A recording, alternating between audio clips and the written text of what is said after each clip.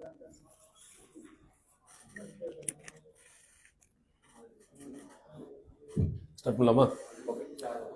الله الرحمن الرحيم.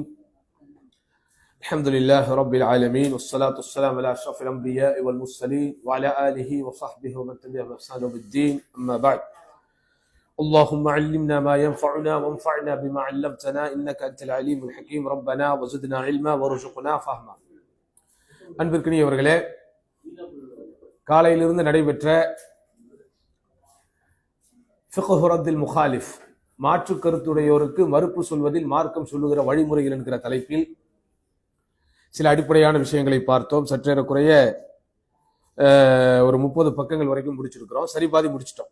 அடுத்து சரிபாதி இருந்தாலும் அதில் நிறைய விஷயங்கள் ஏற்கனவே ஷேக் அவர்கள் சொன்னதையே இன்னும் கொஞ்சம் கூடுதல் படுத்தி சொல்லக்கூடிய காரணத்தினால நம்ம அந்த விஷயங்களை தவிர்த்துட்டு தெரிந்து கொள்ள வேண்டிய சில முக்கிய பகுதிகளை மட்டும் சுருக்கமா பார்த்துருவோம். இப்போது ஷேக் அவர்கள் ஆரம்பித்திருக்கிற இந்த பகுதி அஹம்மியத்து ரத் வ ஃபாயிதத்து. இப்ப எல்லா நிபந்தனைகளையும் உள்ளடக்கி யாரு மறுப்பு கொடுக்கணும், யாருக்கு மறுப்பு கொடுக்கணும், எதுக்கு மறுப்பு கொடுக்கணும் அப்படிங்கிற ஒரு டிசிஷனுக்கு வந்தாச்சு. ஓகே, இப்படிதான் வந்துட்டோமா இல்லையா? என்னாச்சு, நீங்க எல்லாம் அமைதியா இருக்க பார்த்தா இன்னும் வரல போல இருக்க. திரும்ப நான் முதல்ல இருந்து ஆரம்பிக்கணுமா? இல்ல. அப்போ யாரு மறுப்பு கொடுக்கணும், யாருக்கு மறுப்பு கொடுக்கணும், எதுக்கு மறுப்பு கொடுக்கணும், எப்படி மறுப்பு கொடுக்கணும், நாளைத்தையும் பார்த்தாச்சு.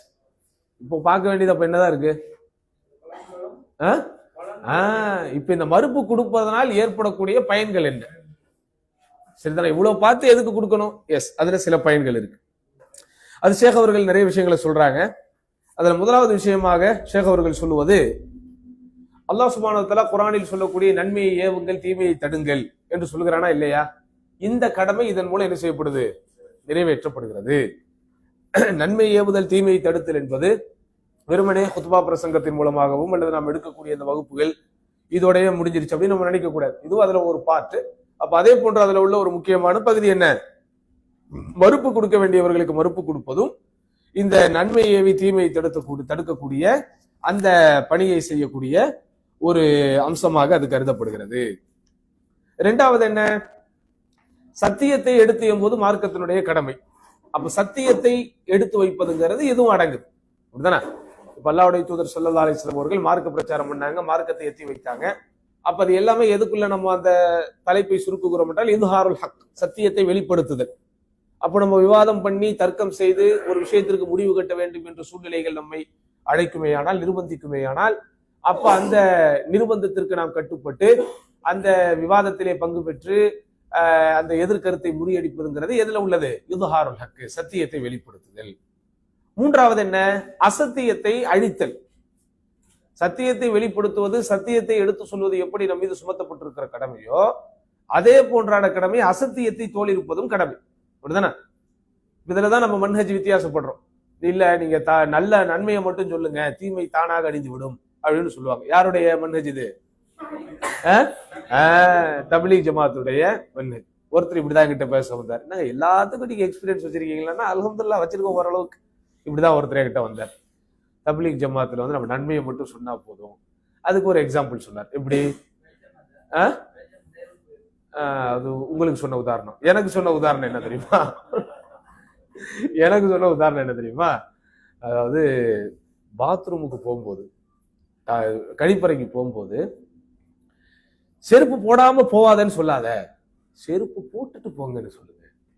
செருப்பு போட்டுட்டு போங்கன்னு சொன்னாலே அது எதுவும் ஆயிருமா? நான் சொன்னேன், கரெக்ட் தான். நான் செருப்பு போட்டுட்டு போங்கன்னு சொன்னா அவர் செருப்பு போடாமலும் போலான்னு நினைச்சிருவாரே அப்படின்னு அமைதியாக்காரு. செருப்பு, அதாவது அவர் என்ன சொன்னாரு, செருப்பு போடாம பாத்ரூம் போவாத அப்படின்னு சொல்லாதீங்க. என்ன சொல்லணுமா? நீங்க செருப்பு போட்டுட்டு போங்க அப்படின்னு நீங்க சொன்னீங்கன்னா அதுக்குள்ள என்ன மீனிங் இருக்கு? நான் சொன்னேன், செருப்பு போட்டுட்டு போங்கன்னு மட்டும் நான் சொன்னா செருப்பு போடாமலையும் போலான்னு அவர் நினைச்சிட்டாருன்னா என்ன செய்யறது? அந்த வஹாபிகள்ட்டு போயிட்டாரு அவர். சரியா? அப்ப அதனால நம்ம நன்மையான விஷயத்தை சொல்லுகிற அதே வேளையில என்ன செய்யணுமா? தீமையை தடுத்துதான் ஆகணும். உட்கார்ந்து கொண்டு குடிங்கள்னு சொல்ற அதே வேளையில நின்று கொண்டு குடிக்காதீர்கள் அப்படின்னு சொல்லணும். அப்ப நின்றுகிட்டு குடிக்கிறது ஹராமான்னு வந்துடாதீங்க. அப்ப ஹதீஸ் அதுல இருக்கு, அலி ரலியல்லாஹு ஹதீஸ்னு வந்துடாதீங்க. ரொம்ப ரேரான சந்தர்ப்பத்தில் உட்கார்ந்து குடிக்கக்கூடிய ஒரு சூழ்நிலை கிடைக்காத சந்தர்ப்பத்துல அது விதிவிலக்கு. ஆனா நம்ம எந்த சுண்ணாவை நிலைநாட்ட வேண்டும் என்று நாடுகிறோமோ அப்ப என்ன செய்யணுமா, அந்த சுண்ணாவுக்கு எதிரான விஷயங்களையும் சொல்லணும். இரவுல தூங்கும் போது ஒது செய்து விட்டு தூங்குங்கள் அப்படின்னு சொல்ற அதே வேளையில என்ன சொல்லணும், நம்ம ஒளி செய்யாம தூங்காதப்பா அது நல்லது இல்லை அப்படின்னு சொல்லணும். ரைட்? அப்ப அந்த மாதிரி சத்தியத்தை வெளிப்படுத்துதல் அப்படிங்கிற அதே வேளையில முஹிக்குல் பாத்தில் அசத்தியத்தை இல்லாமலாக்குதலும் நம்முடைய கடமை. அது இதன் மூலம் என்ன செய்யுது, நிறைவேற்றப்படுது. ஏன்னா குர்ஆன்ல அல்லாஹ் வந்து 8வது அத்தியாயம் 8வது சூரா அன்ஃபால் 8வது அத்தியாயத்தில் 8வது சொல்லும்போது பாருங்க, லியுஹிக்கல் ஹக்க வ யுப்திலல் பாத்தில, சத்தியத்தை சத்தியப்படுத்துவதற்கு, சத்தியத்தை உண்மைப்படுத்துவதற்கும் அசத்தியத்தை அசத்தியப்படுத்துவதற்கும் தான். அப்ப ரெண்டுமே சொல்லப்படுது குர்ஆன்ல. சத்தியத்தை எடுத்து வைக்கிற அதே வேளையில அசத்தியத்தை என்ன செய்யணும், இல்லைன்னு சொல்லணும். உண்மையை உண்மைன்னு சொல்லணும், பொய்ய பொய்ன்னு சொல்லணும். சரியா? இது ஒண்ணு நடக்குது. அதே போன்ற என்ன 4வது பயன், கஷ்ஃபு ஷுபஹில் ஆரிவா, எடுத்து வைக்கப்படக்கூடிய குற்றச்சாட்டுகளுக்கு பதில் கிடைத்து விடுகிறது. இமாம் முஹம்மது அப்துல் வஹாப் ரஹிமஹுல்லாஹ் காலம் கடந்து இன்னும் அவருடைய உழைப்பு பேசப்படுகிறது என்றால் அதற்கு ரொம்ப முக்கியமான காரணம் அவர் எடுத்து வைத்த ஆய்வு நூல்கள் தான். கஷ்ஃபு ஷுபஹாத் அப்படிங்கிற பேர்ல ஒரு நூலை எழுதியிருக்கிறார். தவறான குற்றச்சாட்டுகளுக்கும் அதற்கு தக்க பதில்களும். இந்த புக் யாராவது படிச்சிருக்கீங்களா?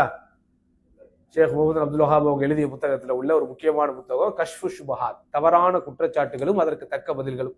நம்ம தமிழ்நாட்டின் ஷேக் கமாலுதீன் மதனி ஹஃபிதஹுல்லாஹ் அதை தர்ஜுமா பண்ணியிருக்கிறாங்க.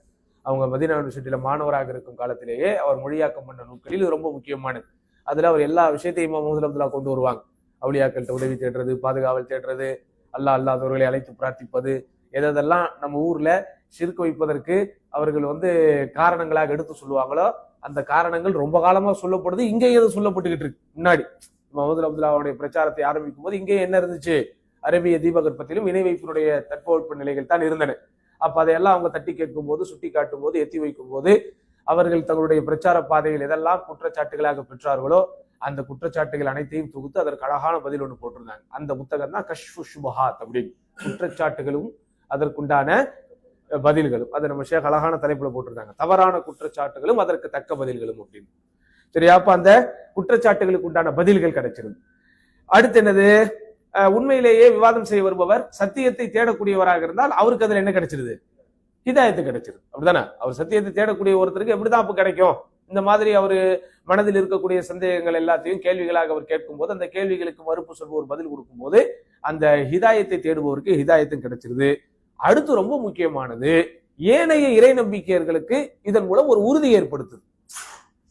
இதன் மூலம் என்ன ஏற்படுது, ஒரு உறுதி ஏற்படுது. இப்ப அல்லாஹ் அல்லாதவர்களிடம் துவா கேட்கலாமா கேட்கக்கூடாதா, அல்லாஹ் அல்லாதவர்களிடம் பாதுகாவல் கேட்கலாமா கேட்கக்கூடாதா, கபர்களிலே அடக்கம் செய்யப்பட்டவர்களிடத்திலே போய் நம்ம பிரார்த்தனை செய்யலாமா செய்யக்கூடாதா அப்படின்னு ஒரு சர்ச்சை கிளம்புது. அப்படின்னா ஆதாரபூர்வமாக அடுக்கடுக்கான வாதங்களை கொண்டு அது தவறு என்று நம்ம நிரூபிக்கும் போது ஆல்ரெடி அந்த கொள்கையில் இருப்பவர்களுக்கு என்ன ஆகுது, இன்னும் ஒரு உறுதி ஏற்படுது. அப்ப அந்த வகையில இது ஒரு பயனுக்குரிய விஷயம் தான் அப்படின்னு சொல்றாங்க. அடுத்த ஷேக் அவர்கள் 29வது புத்தகத்திலே சுட்டி காட்டக்கூடிய ரொம்ப முக்கியமான விஷயம், அர்ரது லா யுஆரிதுல் உல்ஃபா, மறுப்பு சொல்வதனால் மாத்திரமே யாரையும் எதிரியாக நாம் எடுத்துக்கொள்ள வேண்டிய அவசியம் இல்லை. மறுப்பு சொல்லுதல் ஒரு காலம் என்ன செய்யாதுதா, அது வந்து அவரை எதிரியாகத்தான் எடுத்துக்கொள்ள வேண்டும் என்கிற நிலைப்பாட்டை அது வந்து உருவாக்காது. ஏன்னா குர்ஆனில் அல்லாஹ் சுப்ஹானஹு வ தஆலா வஅல்லஃப பைன குலூபிஹிம், இறை நம்பிக்கையாளர்கள் அனைவர்களுக்கும் இடையே அல்லாஹ் உல்ஃபத் என்கிற ஒரு ஒற்றுமையை ஏற்படுத்தி வைத்திருக்கிறார். அது சாதாரணமானதல்ல. எந்த அளவுக்கு அது பெரிய விஷயம்னா, லவ் அன்ஃபக்த மா ஃபில் அர்தி ஜமீஅன் மா அல்லஃப்த பைன குலூபிஹிம், இப்படி பூமியில் உள்ள எல்லாவற்றையும் நபியை நீங்கள் செலவு செய்தாலும் அவர்களுடைய உள்ளங்களை என்ன செய்ய முடியாது, நீங்க ஒன்றிணைய வைக்க முடியாது. உள்ளங்களை ஒன்றிணைய வைப்பது என்பது சாதாரணமானதல்ல. அது அல்லாஹ் தான் என்ன செய்யணும். ஏன் கணவன் மனைவியாகவே இருந்தால் அல்லாஹ் அங்கே நீங்கள் சேர்ந்து மனமாக சேர்ந்து இருக்க வேண்டும் என்று எழுதி வைத்தால் தான் இங்கே இருக்க முடியும் நம்ம. சரியா? அதனாலதான் சஹாபாக்கள் தங்களுக்கு இடையில் எத்தனையோ கருத்து வேறுபாடுகள் வந்திருந்த போதும் ஒருவரை ஒருவர் பயக்காமல் விரோதிக்காமல் அவர்களுக்கு இடையில சகோதரத்துவம் என்ன செஞ்சாங்க, நிலைநாட்டினார்கள். இதற்கு ஒரு சான்றாக ஷேக் அவர்கள் இமாம் ஷாஃபி ரஹிமஹுல்லாஹ் அவங்களுடைய ஒரு கூற்றை கொண்டு வர்றாங்க. ஒரு குறிப்பிட்ட மஸ்அலாவில் இமாம் ஷாஃபி ரஹிமஹுல்லாஹ் அவரோடு அவர் விவாதம் புரிகிறார். அப்போது இமாம் ஷாஃபி ரஹிமஹுல்லாஹ் சொன்ன கூற்று வரலாற்றிலே பொறித்து வைக்கப்பட்டிருக்கிற முக்கியமான ஒரு சொல், அலா இஸ்தகீமன் நகூன இஹ்வானா வ இன் லம் நத்தஃபிக் ஃபி மஸ்அலா, இந்த குறிப்பிட்ட மார்க்க விவகாரத்தில் நாம் ஒன்றுபடாவிட்டாலும் முஸ்லிம் என்கிற அடிப்படையில் நாம் ஒற்றுமையாக இருக்கலாம் தானே அப்படின்னு.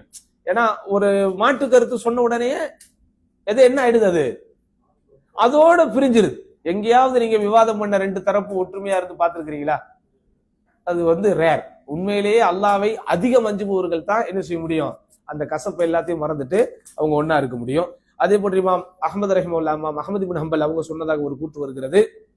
இப்படி இந்த ஹுராசான்ல நான் வந்து இஸ்ஹாக் அப்படிங்கிற அந்த அறிஞர் அவரோடு நான் தர்க்கம் செய்ததை போல நான் வேறு யாரோடும் தர்க்கம் செய்ததில்லை. இஸ்ஹாக் இப்னு ராகவை என்று நினைக்கிறேன்.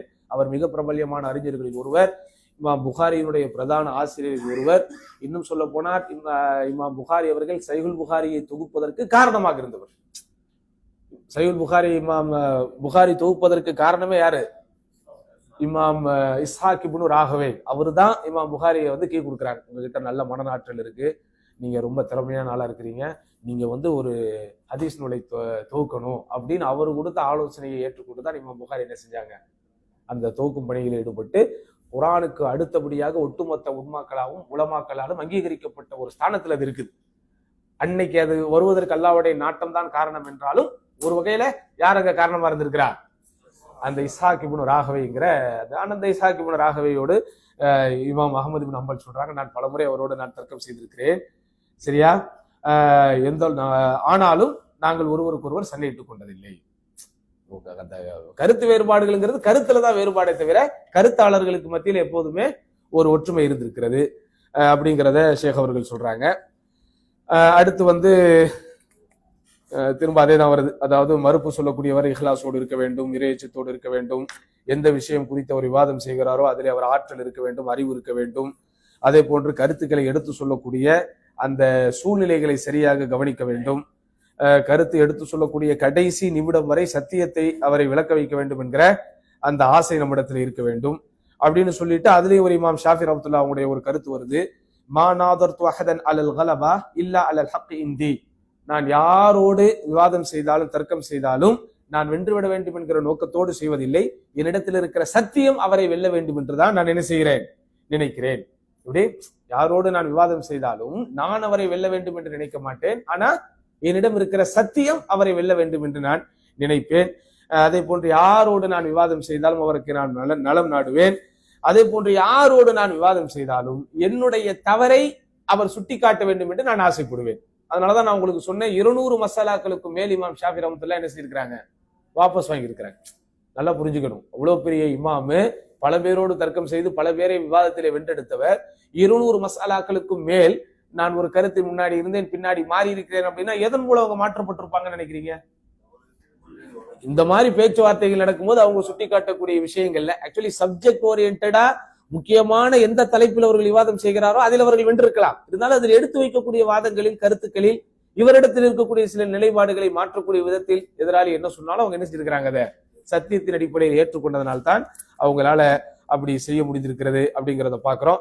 அதே போன்று மேலதிகமாக சத்தியத்தை நிலைநாட்ட விரும்பக்கூடியவர், தர்க்கம் செய்பவர், விவாதத்தின் மூலம் உண்மையை வெளிக்கொணர வேண்டும் என்று நினைப்பவர் மன இச்சைக்கு ஆதரவாக அவர் என்ன செய்யக்கூடாது, அடிபணிந்து விடக்கூடாது. இப்படிங்கிறது பொதுவான ஒரு விஷயமா இருந்தாலும் மன இச்சைக்கு அடிபணிதல்னா என்ன, அதுக்கு என்ன டெபினேஷன்? ஒருத்தர் மன இச்சைக்கு அடிபணிகிறாரா இல்லையாங்கிறத எப்படி நீங்க உறுதிப்படுத்த முடியும்? அதுக்கு சில விஷயங்களை சொல்றாங்க. அது என்ன முதல்ல அப்படின்னா, அல் புஅது அனி தஅஸ்ஸுப். அல் புஅது அனி தஅஸ்ஸுப் அதாவது மதுஹப் சார்ந்த, ஊர் சார்ந்த அல்லது பிராந்திய சார்ந்த எந்த ஒரு வெறியும் அவங்க கிட்ட இருக்கக்கூடாது. அதுதான் மெயின்.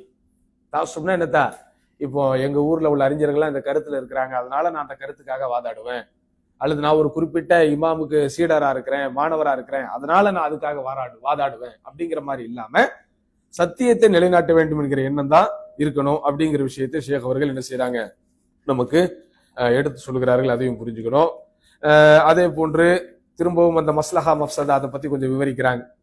மஸ்லஹா மஃப்சதானா என்னது, பலனா பலன் இல்லையா, இல்ல நிறை குறைகள் இல்லை, நம்ம விவாதம் செய்வதனால் பலன்கள் விளையுமா, அது வந்து எப்படின்னா நீங்க விவாதம் செய்துகிட்டு இருக்கக்கூடிய அந்த டைம்லயும் கவனிக்கணும். இப்படி எல்லாம் ஒரு கன்க்ளூஷன்ல ஒரு இன்டென்ஷன்ல வந்துட்டீங்க, ஆனா நீங்க பேச ஆரம்பிக்கும் போது உங்களுக்கு தெரியுது எப்படி இதுல வந்து பலன் இல்ல, இவர் வந்து நம்ம இன்னும் மக்களை குழப்புற மாதிரி தான் போய்கிட்டு இருக்கு அப்படின்னு நமக்கு தெரிஞ்சாலும் நம்ம என்ன செஞ்சிடணும், அதுல கவனமா இருந்து அந்த விஷயத்தில் நம்ம வந்து விட்டு கொடுத்துடக்கூடாது அப்படிங்கிற மாதிரியான அடிப்படைகளை ஷேக் அவர்கள் நமக்கு எடுத்து சொல்றாங்க.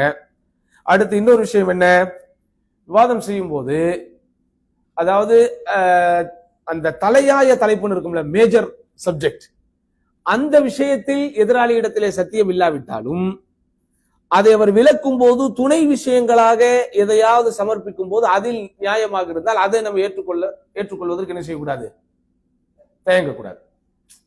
புரியுதா உங்களுக்கு? அதாவது இணை வைப்புதான் பெரும்பாவம், இணை வைப்பில் ஈடுபட்டவர்களுக்கு அல்லாஹ் மன்னிப்பை தரமாட்டான் அப்படிங்கிற விஷயத்தை வச்சு ஒரு தர்க்கம் பண்ணிக்கிட்டு இருக்கும்போது இடையில எதிராளி இப்ப நம்ம இணை வைப்பை தவிர எல்லா பாவங்களையும் அல்லாஹ் மன்னிப்பான் அப்படிங்கிற விஷயத்த நம்ம ஒழுவா எடுத்து வைக்கிறோம். இது எதை போக்கஸ் பண்ணக்கூடியதுன்னா ஷிர்கை பற்றி மக்கள் எச்சரிக்கிறோம். ஆனா அதே நேரத்துல மற்ற பாவங்கள் நீங்க எவ்வளவு வேணாலும் செஞ்சுக்கங்க அப்படின்னு புரிய வைக்கலாமா, அப்படின்னு அதுல புரிஞ்சுக்கலாமா? அப்ப அந்த மாதிரி விஷயங்களே கவனமா இருக்கணும்.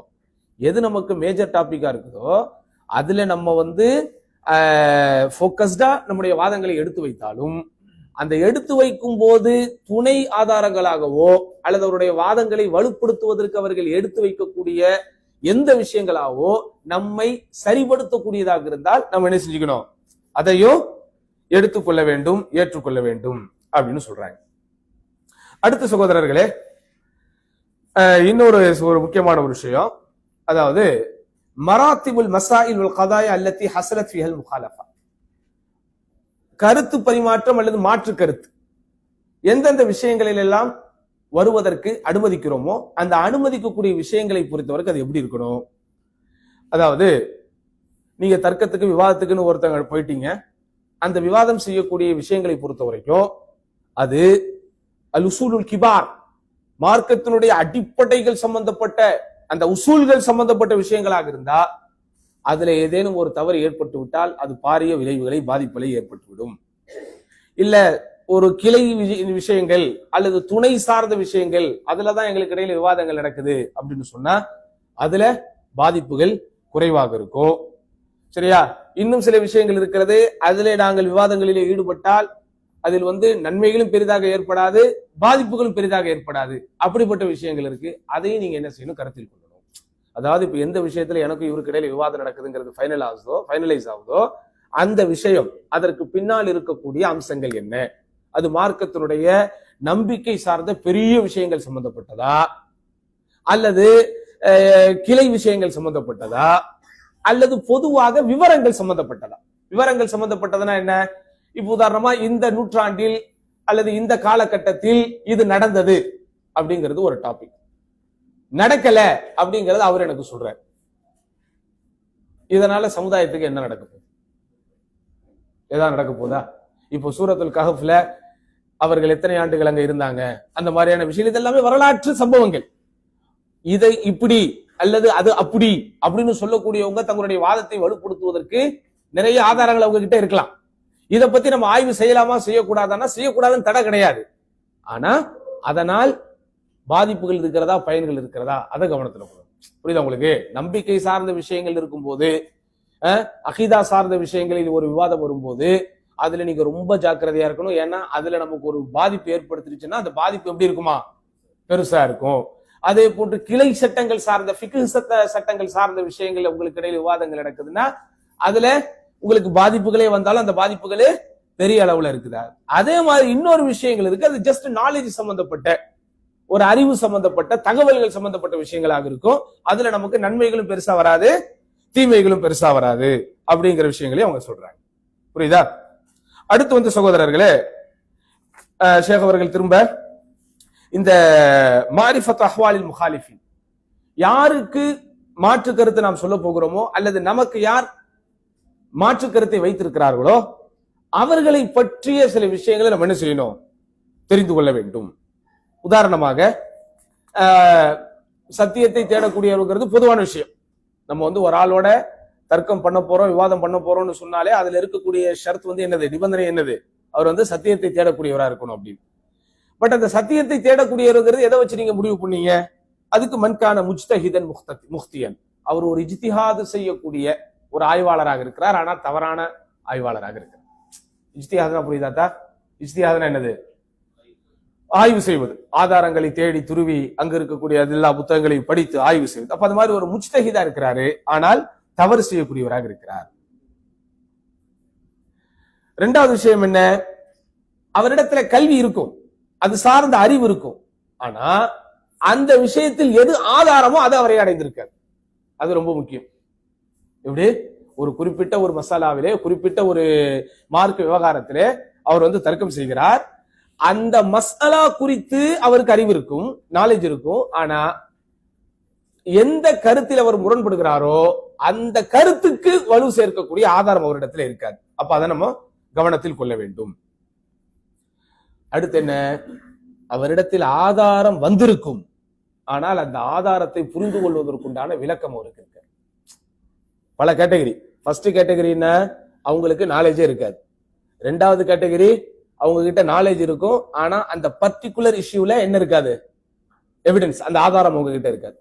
மூணாவது ஒரு கேட்டகரி, அந்த பர்டிகுலர் இஷ்யூக்கு என்ன ஆதாரமோ அந்த ஆதாரமும் அவங்க கிட்ட இருக்கும், ஆனா அந்த ஆதாரம் இதைத்தான் சொல்ல வருது அப்படிங்கறத அவங்களுக்கு புரிஞ்சுக்க முடியும். நான் சொல்றது புரியுதா உங்களுக்கு? ரஃபுல் மலாம் அனில் அஇம்மத்தில் இதாம் அப்படின்னு ஒரு புத்தகம் கேள்விப்பட்டிருக்கீங்களா? அறிஞர்களுக்கு எதிராக வைக்கப்படும் குற்றச்சாட்டுகளுக்கு பதில்கள் அப்படிங்கிற பேர்ல இமாம் இப்னு தைமியா ஒரு புத்தகம் எழுதியிருக்கிறார். ரஃபுல் மலாம் அனில் அஇம்மத்தில் இதாம் என்று நினைக்கிறேன். அதாவது அறிஞர்களுக்கு மத்தியில் அறிஞர்களுக்கு எதிராக வைக்கப்படக்கூடிய குற்றச்சாட்டுகளுக்கு பதில்கள். நம்ம இந்த காலத்துல எதை பத்தி டிஸ்கஸ் பண்றோமோ அதே டிஸ்கஷன் அங்கே இருந்திருக்கு. எப்படி, என்னப்பா இவங்க எப்ப பார்த்தாலும் இது ஹதீஸ் சஹீஹ், இது ஹதீஸ் லைஃப்னு ஹதீஸ்களை வச்சு சண்டை போட்டுக்கிட்டு இருக்கிறாங்கன்னு இன்னைக்கு நம்ம ஆளுக்கு பேசுறாங்களா இல்லையா? பேசுறாங்களா இல்லையா? அதே மாதிரி அந்த இமாம் ஒண்ணு சொல்றாரு, இந்த இமாம் ஒண்ணு சொல்றாரு அப்படின்னு இன்னைக்கு வரைக்கும் நம்ம பேசுறோமா இல்லையா? இதே மாதிரி அவர்கள் காலத்தில் பேசப்பட்டது. அதுக்கு இமாம் ஒரு 10 காரணங்களை சொல்றாங்க. வரலாற்றில் பொன்னெழுத்துக்களால் பொறிக்கப்படக்கூடிய காயிதாக்கள், காரணங்கள் அல்ல காயிதாக்கள். எப்படி, ஏன் ஒரு இமாம் இன்னொரு இமாமுக்கு மாறுபடுகிறார், ஏன் இவர் ஒரு கருத்தையும் ஒரு ரெண்டு பேருமே ஒரே தாயிரா, ஒரே தாயிரான ஒரே வட்டம். உதாரணமா அவர் சூஃபி சிந்தனையில இருக்கிறாரு, இவர் அஹ்லு சுன்னாவுடைய சிந்தனையில இருக்கிறார் அப்படின்னா அதுக்குள்ள நம்ம போக மாட்டோம். ஏன்னா அவங்களுடைய மெத்தடாலஜி வேறு, அவங்களுடைய அந்த எல்லாமே வேறு. ஆனா இங்க நீங்க பாத்தீங்கன்னா அஹ்லு சுன்னாவுடைய இமாம்களாவே இருப்போம், ஆனா இவர் சொல்லக்கூடிய கருத்துக்கு அவர் சொல்லுடைய கருத்துக்கு மாறுபாடு வரும். அப்ப அதுக்கு ஒரு 10 காரணங்கள் எடுக்கிறாங்க. என்ன காரணம்? அது குறித்த ஹதீஸ் அவங்களுக்கு வந்திருக்காது, அல்லது அவர்கிட்ட ஹதீஸ் வந்திருக்கும், அதனுடைய அர்த்தத்தை அவர்கள் தெரிந்திருக்க மாட்டார்கள். அது குறித்த ஹதீஸும் அவர்களுக்கு வந்திருக்கும், அர்த்தமும் வந்திருக்கும், ஆனா அது இந்த மசாலாவுக்குரிய ஆதாரம் தான் அப்படிங்கறத அவர் புரியாம இருந்திருப்பாரு.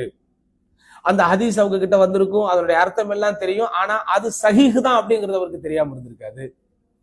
அல்லது அவர்கிட்ட ஒரு ஆதாரம் வந்தாலும் அதுக்கு மாற்றமான கருத்தை தருவதை போல் உள்ள இன்னொரு ஹதீஸ் அதுக்கு வேறொரு அர்த்தத்தை தந்திருக்கும். இப்படி மாஷா அல்லாஹ் பற்பல ஆய்வுகள் செய்து பல்வேறு விதமான பரிணாமங்களை போட்டு அவங்க நிறைய விஷயங்களை சொல்லியிருப்பாங்க. அப்ப அதனால தர்க்கம் பண்ண வர்றவங்க இது எல்லாத்தையும் கவனத்துல கொள்ளுங்க. சும்மா எஸ்ஆர் நோ அப்படின்னு சொல்லி என்ன செய்ய முடியாது, நீங்க சப்ஜெக்டை முடிச்சிட முடியாது.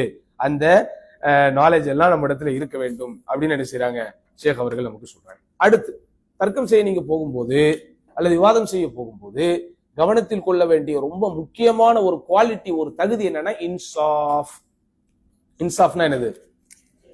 ஜஸ்டிபிகேஷன். நீதி தவறக்கூடாது, யாரா இருந்தாலும் சரி.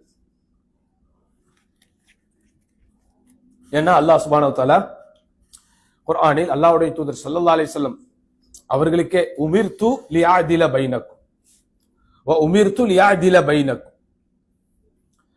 நான் உங்களுக்கு இடையில் நீதி சொல்வதும்படி ஏவப்பட்டிருக்கிறேன். சூரத்து ஷூராவினுடைய 15வது வசனம். இது அல்லாஹ்வுடைய கட்டளை, அல்லாஹ்வுடைய தூதர் ஸல்லல்லாஹு அலைஹி வஸல்லம். அதே போன்று சூரத்து நிசாவினுடைய 58வது வசனம், இதா ஹக்கம்தும் பைனன் நாஸ் அன் தஹ்குமு பில் அத்ல், மக்களிடையே நீங்கள் நீதி சொன்னால் எப்படி சொல்லணும், நீங்க தீர்ப்பு சொன்னால் நீதத்தோடு தீர்ப்பு சொல்லுங்கள். அதே போன்று இறை நம்பிக்கை கொண்டவர்களே, கூனு கவ்வாமீன பில் கிஸ்தி ஷுஹதா லின்னாஸ், அல்லாஹ்வுக்கு சான்று பகரக்கூடியவர்களாக நீதியை நிலைநாட்டக்கூடியவர்களாக இருங்கள். வலவ் அலா அன்ஃபுசிக்கும், அது உங்களுக்கு எதிரானதாக இருந்தாலும். எனக்கே எதிராக நான் எப்படி சாட்சி சொல்லுவேன்?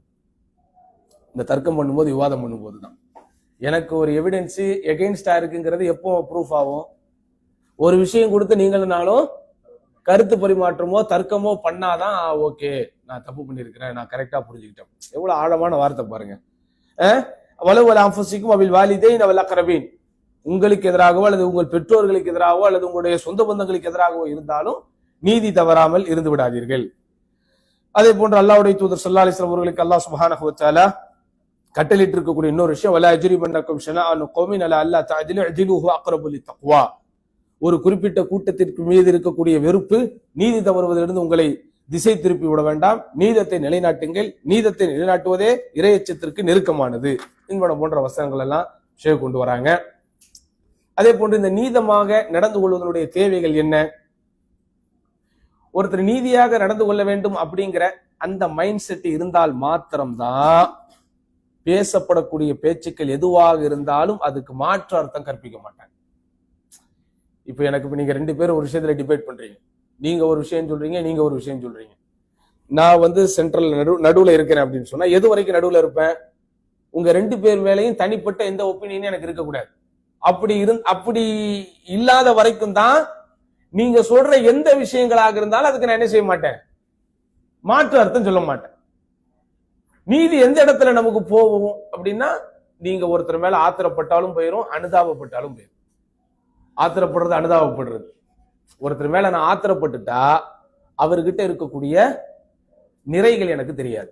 ஒருத்தர் மீது அனுதாபப்பட்டு விட்டால் அவர் மீது இருக்கிற குறைகள் எனக்கு தெரியாது. ஆமாவா இல்லையா? இப்ப இவர் மேல நான் ரொம்ப இரக்கமா இருக்கேன், பாவம், இவர் மேல நான் ரொம்ப அனுதாபத்தோடு இருக்கிறேன்னு சொன்னா அவர்கிட்ட இருக்கக்கூடிய குறைகள் தெரியாது. அவர் மேல அவரை கண்டாலே எனக்கு பிடிக்காது, ஆத்திரமாக இருக்கிறேன்னா அவர்கிட்ட இருக்கக்கூடிய நிறைகள் பிடிக்காது. அப்ப அதனாலதான் நீதி சொல்லும் போது நீங்க 2 அம்சங்களுக்கும் அப்பாற்பட்டவர்களாக இருக்கணும். அதனாலதான் இஸ்லாமிய சமூகத்துல நீதிபதியினுடைய அந்த பதவியை மிக உயர்ந்த பதவியாக வைத்திருக்கிறார். கலீஃபா அபூபக்கர் ரலியல்லாஹு ஆட்சி காலத்துல உமர் ரலியல்லாஹு அந்த ஸ்டேட்டஸ்ல இருந்தாங்க. உமர் ரலியல்லாஹு ஆட்சி காலத்துல அலி ரலியல்லாஹு அந்த ஸ்டேட்டஸ்ல இருந்தாங்க. சரியா? நீங்க நல்லா பாத்தீங்கன்னா யாரெல்லாம் அந்த ஸ்டேட்டஸ்ல இருந்தாங்களோ அவங்கதான் அதுக்கு அடுத்து ஆட்சியாளராக வரக்கூடிய அளவிற்கு சமூகம் அவர்களை ஏற்றுக்கொண்டது. ஏன்? நீதி சொல்லும் போது இரும்பு மாதிரி இருக்கும். அதே போன்றுதான் சத்தியத்தை நீங்கள் பெறும்போது, ஒரு விவாதங்கள் நடைபெற்றதுல உண்மையை நீங்கள் பெறும்போது எப்படி இருக்கணும்? அதுல யாருக்கும் சார்பு நிலை எடுக்கக்கூடாது அப்படிங்கறத நம்ம என்ன செய்யணும்? ரொம்ப கவனமாக இருக்க வேண்டும். அதுல மேலதிகமாக ஷேக் அவர்கள் சொல்லக்கூடிய விஷயம் என்ன? எந்த ஒரு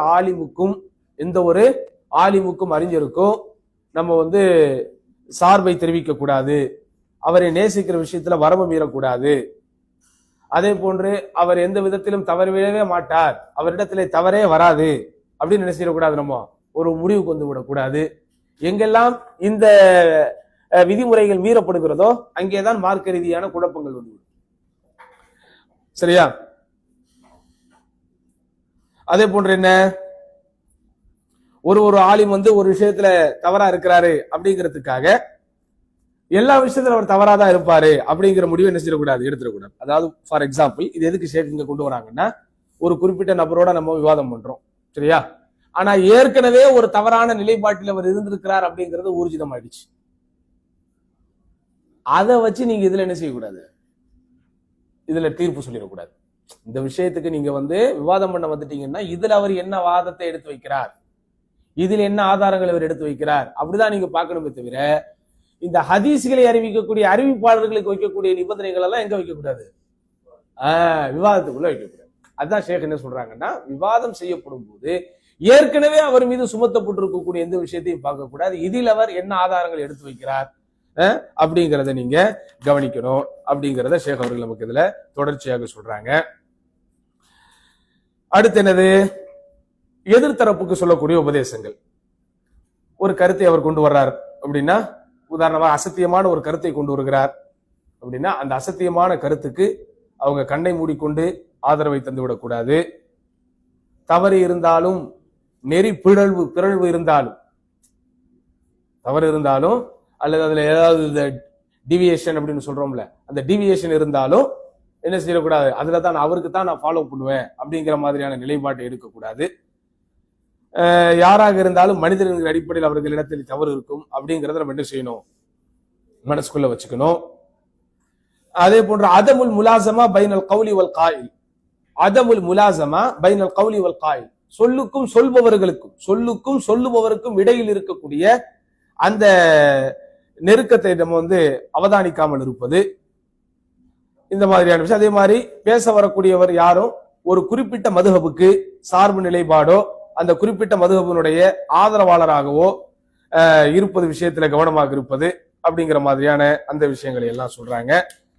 அதே போன்று ஷேக் அவர்கள் இந்த இன்சாஃப், நீதியாக நடந்து கொள்வதற்குண்டான சில துணை ஆதாரங்களை சமர்ப்பிக்கும் போது குறிப்பாக குர்ஆனுடைய வசனங்களை சொல்றாங்க. எப்படி, ஒமின் அஹ்லில் கிதாபி மன்னின் தஅமன்ஹு பிகின்தாரின் யுஅத்திஹி இலைக், வேதக்காரர்களாகவே இருந்தாலும் அவர்களிடத்தில் நீங்கள் ஒரு பொற்குவியலையே அமானிதமாக கொடுத்தாலும் அவர்கள் உங்களிடத்தில் என்ன செஞ்சிருவாங்க, திருப்பி கொடுத்துருவாங்க. அப்ப ஆக்சுவலி அஹ்ல் கிதாப் தான், மார்க்க ரீதியான விஷயத்துல அவர் முஸ்லீம் இல்லதான், ஆனாலும் அவரிடத்துல என்ன இருக்குது, ஒரு நேர்மை இருக்குது. அப்ப அதை நீங்க கவனத்துல கொள்ளணுங்கிற.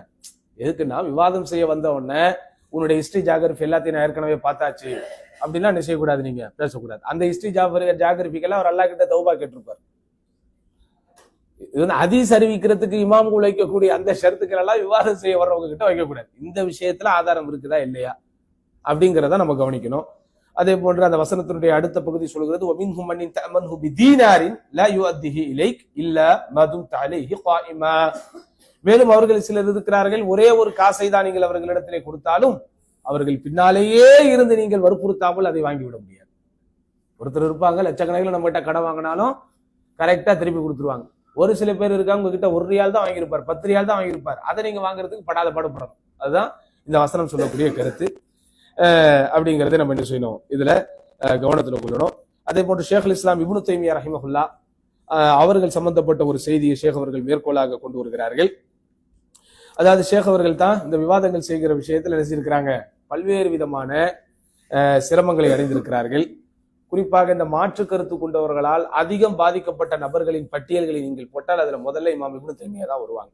ஏன்னா அந்த அளவுக்கு அவங்க பல்வேறு விதமான சிரமங்களை அடைந்தார்கள், சிறைவாசத்தை அடைந்தார்கள், அவர்கள் மரணம் கூட சிறையில் தான் நடந்தது. அப்படிப்பட்ட இமாம் சொல்றாங்க, எப்படி ஹாதா வஅன ஃபீ ஸஅத்தி ஸத்ரின் லிமன் யுகாலிஃபு, எனக்கு யார் மாற்று கருத்து இருக்கிறாரோ அவரிடத்தில் நான் திறந்த நெஞ்சத்தோடு தான் இருப்பேன் அப்படிங்கிறார். அவங்களால இவ்வளவு பாதிப்புக்கு ஆளாகி இதே மாதிரி சற்றேறக்குறைய இமாம் இப்னு கசீர் அவங்களுடைய வாழ்க்கையிலே நடந்திருக்கு. அவங்களுடைய வாழ்க்கையில இதே மாதிரி ஒரு சம்பவம் சொல்லப்படுது. காதில் குதாத்னா கேள்விப்பட்டிருக்கீங்களா? இப்ப நம்ம ஊர்ல சுப்ரீம் கோர்ட் ஜட்ஜி மாதிரி காதில் குதாத் அப்படின்னா நீதிபதிகளுக்கெல்லாம் நீதிபதி, தலைமை நீதிபதி அவங்க தான். அந்த நீதிபதியா ஒருத்தர் இருந்தாரு.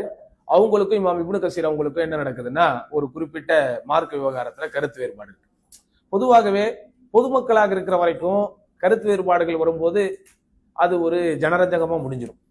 ஆனால் பதவியில் இருக்கிற அரசியல் இருப்பவர்களுக்கும் நமக்கும் ஒரு கருத்து வேறுபாடு வந்தா அது என்ன ஆயிடும், பாதிப்பு ஏற்படுத்தக்கூடிய விஷயங்களா மாறிடும்.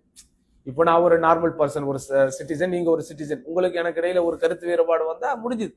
ஆனா நான் ஒரு அரசு இயந்திரம், ஆனா நீங்க இடத்துல நான் அரசு இயந்திரங்கிறதுனால நீங்க என்கிட்ட கருத்து வேறுபாடு கொள்ளல, நீங்க ஒரு சக முஸ்லீம்ங்கிற அடிப்படையில தான் கருத்து வேறுபாடு கொள்றீங்க. ஆனா கருத்து வேறுபாடு கொள்ளக்கூடிய நான் ஒரு அரசு அதிகாரியாக இருந்தால் இயல்பாக நான் என்ன செய்வேன், என்னோட இன்ஃபுளுன்ஸ் உங்க மேல நான் பயன்படுத்துறத திணிக்கிறத தடுக்க முடியாது. அதனாலதான் அது ரொம்ப இன்சாஃப்ங்கிறது ரொம்ப முக்கியம். ஏன் இவங்க இவ்வளோ விஷயங்கள் போடுறாங்க அப்படின்னா, நீங்கள் ஒரு இயல்பான மனிதராக இருந்து இந்த மாதிரி வேலையில இறங்கிறாதீங்க.